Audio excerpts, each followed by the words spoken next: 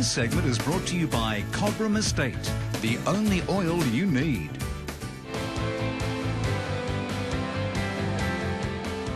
This is Cobram Estate Olive Grove at Boundary Bend in northern Victoria. It is spectacularly beautiful and absolutely vast. There are 1.2 million olive trees here. That's a lot of olives. And all kinds of varieties from Picual to Arbequina, Coronecchi, Corotina, Occhiblanca. No, don't worry. You actually don't need to know the varietals because the experts here do the blending for you. Earlier on, Rob McGavin gave me a bit of a primer on how to enjoy olive oil. But I really want to dispel one of the biggest myths that exists around olive oil. The idea that you can't cook with extra virgin olive oil. That's absolute rubbish. In fact, extra virgin olive oil works really well at high temperatures. So much so that I'm going to put it to work in a spectacular stir fry.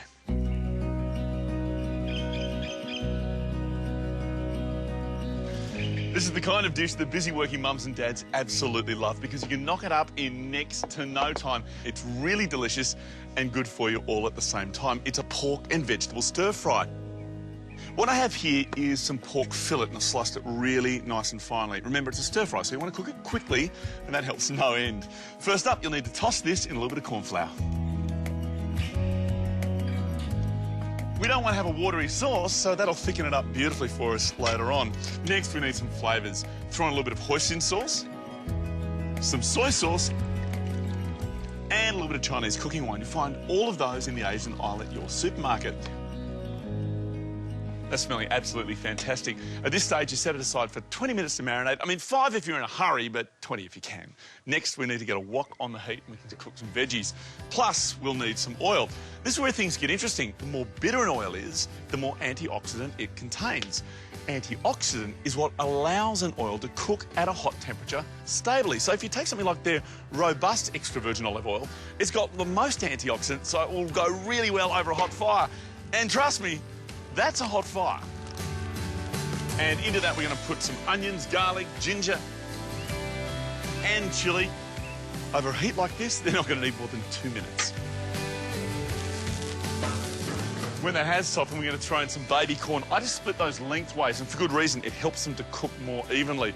Plus a handful of your favourite Asian greens. Bok choy, choy sum, pak choy. It's up to you. As the greens begin to wilt, we'll need to set them aside. Remember, the residual heat of the mixture is going to keep cooking the greens. So, what goes back on? A bit more oil, and it's time to cook the pork. You'll need to keep this moving. After about 3 or 4 minutes, the pork's going to be good and firm. Return the veggies, and then finish with coriander leaves and a little bit of lime juice.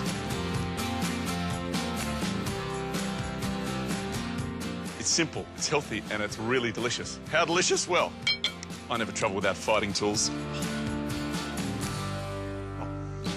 Amazing. So impressive. But you know what's going to be even more impressive is later on when I show you that extra virgin olive oil is not just for savoury foods. We're going to make the best old-fashioned tea cake you have ever tried. Big promise? Wait till you see it.